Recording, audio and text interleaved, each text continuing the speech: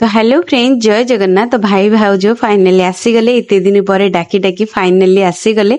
तो मते बहुत खुशी लगुच कहीं ना आज गोटे जगह को आमर जीवार अच्छी। तो आम रेडी ही गलु।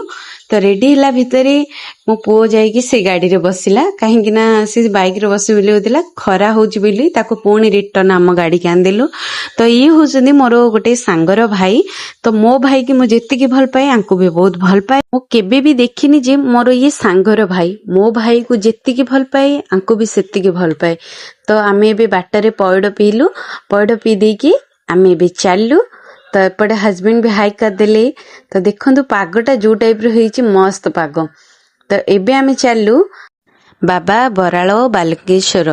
तो आपण माने देखिथिबे मो ब्लॉग रे मो महादेव को और जगन्नाथ को बहुत विश्वास करे और भल पाए।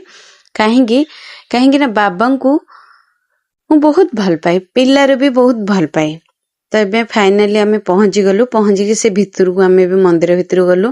आपण मैंने बिलीव करेनि मुई मंदिर को केबे भी आसीनी, फास्ट टाइम आसिली। मन रे बहुत इच्छा थिला जिबी जिबी जिबी जिबी किंतु जाई हो नथिला। ब्लॉग रे सिना देखिदिली, बहुत मन रे आशा थिला केबे देखाबी। फाइनाली देखाई गेली बाबा सहित। तो ब्लॉग रे देखिबा और फाइनाली आसिकी देखिबा माने ता खुशी तो अलग प्रकार। तो एबे आमे मंदिर भितर को आसिलु। तो आपण माने के मंदिर को आछंदी प्लीज कमेंट रे कहिबे। तो आपण माने मो वीडियो रे टिके लाइक करंदु, आपनको सपोर्ट बिना मो आगु को बढ़ी परिबिनी। तो आपण माने टिके सपोर्ट मते करिले बहुत भलो होंदा। तो मो पिल्लारु बाबा को विश्वास करे।